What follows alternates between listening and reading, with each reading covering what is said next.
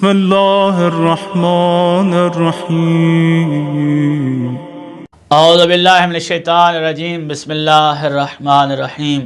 اللہم صلی علی محمد و آل محمد۔ درود و سلام ہو محمد و آل محمد کی ذوات قدسیہ پر، اور مومنین کرام آپ جہاں جہاں بھی آباد ہیں سلامت اور محفوظ رہیں۔ رسالت مآب صلی اللہ علیہ وآلہ وسلم کی آمد کے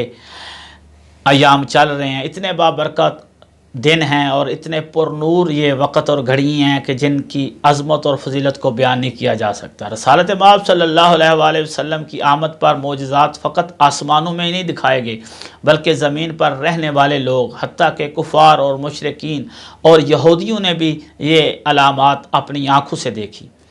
تاریخ پڑھیں تو واقعہ ملتا ہے کہ کان اب مکہ تھا یہودی اسمہ یوسف، مکہ میں ایک یہودی تھا، یوسف اس کا نام تھا، اور یہ اپنی کتاب تورات میں اس نے رسالت آخر زمان صلی اللہ علیہ وآلہ وسلم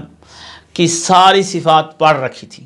اسی رات فلما رأى اضطراب النجوم و تحرکھا، جب ستاروں کا اضطراب اور تحرک اس نے دیکھا، اسی رات اس نے کہا ھذا واللہ لیلۃ التی ولد فیہا، یہی وہ رات ہے جس میں آخر الزمان نبی جو ہیں وہ تشریف لائیں گے۔ لأنہ یعلم، کہ عند ولادتہ ہی رجمت الشیاطین و حجبوا عن السماء، کیونکہ یہ جانتا تھا اور اس نے پڑھ رکھا تھا تورات میں کہ جب آپ کی آمد ہوگی تو شیاطین رجیم ہو جائیں گے اور ان کو آسمان کی جانب جانے سے روک دیا جائے گا۔ اور ستاروں کا اور شہاب ثاقب کا یہ تحرک اس نے دیکھا تو اس کو یقین ہو گیا یہ آج وہ آخر زمان نبی کی آمد ہو چکی ہے۔ اب یہ خبر لینے کے لیے قریش والوں کے پاس آیا کہ قریش والو حل ولد لکم فی ھذی اللیلہ مولود، کیا آج کی رات آپ کے ہاں کسی مولود کی آمد ہوئی ہے؟ قالوا لا، قریش والوں نے کہا ہمیں تو کوئی پتہ نہیں ہے، ہمارے ہاں تو کوئی ولادت نہیں ہوئی۔ اس کے بعد اس کا جملہ ہے اخطأتم والتورات، آپ خطا کر رہے ہو یا تورات نے صفات اور علامات خطا کی ہیں، غلط بیان کی ہیں۔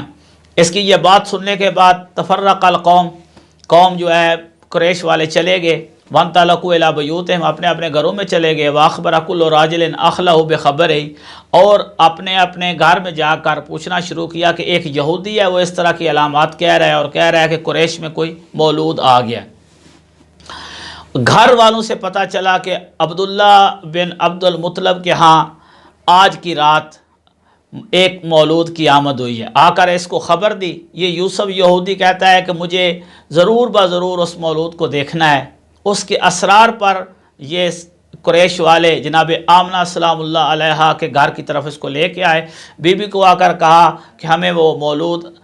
عطا کرے تاکہ ہم اس کو دکھا سکیں، بہت زیادہ اصرار کر رہا ہے اور یہ بہت ساری صفات تورات سے پڑھ کے آیا ہے اور ہمیں بتا بھی رہا تھا۔ اور جو ہی جناب رسالت مآب اس کے سامنے لائے گئے، اس نے کاشف عن کتفیہ، کپڑے کو رسالت مآب صلی اللہ علیہ وسلم کے دوش اطہر سے اٹھایا،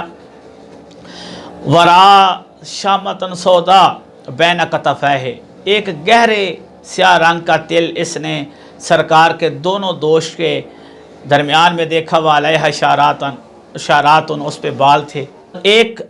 کندھے پر لا الہ الا اللہ اور دوسرے پر محمد الرسول اللہ لکھا ہوا تھا، یہ علامات تھی۔ جب اس نے دیکھی تو یہ بے ہوش ہو گیا، فضحکوا، قریش والے ہنسنا شروع ہو گئے، وتعجب منہ، اور تعجب کیا بچے کو دیکھ کر یہ یہودی کیسے بے ہوش ہو گیا۔ تھوڑی دیر بعد فاقہ ہوا، تب بھی وہ قریش ہنس رہے تھے، ان کو ہنستے ہوئے دیکھ کے کہتا ہے اتضحکون واللہ ھذا نبی السیف لیبیرنکم، تم ہنس رہے ہو، تعجب سے تم ہنس رہے ہو، یہ واللہ ہے یہ وہ نبی ہے جو تمہارے شرک و کفر کا قلع کما کر دے گا اور بنی اسرائیل سے نبوت ہمیشہ کے لیے چلی جائے گی۔ یہ کہہ کر وہ یہودی چلا گیا اور پھر یہ آپس میں باتیں کرنا شروع ہو گئے۔ اس کے علاوہ معجزات رسالت مآب صلی اللہ علیہ وآلہ وسلم کے یہ تھے کہ ینشأ فی کل یوم کما ینشأ غیرہ فی الجمعۃ، جتنا عام لوگوں کا بچہ ایک جمعہ میں، ایک ہفتہ میں نیشو نما پاتا ہے، اس کا بدن ظاہری اتنا سرکار دو عالم صلی اللہ علیہ وآلہ وسلم کے جسم اطہر کی نیشو نما ایک دن میں ہوتی تھی، اور جتنی عام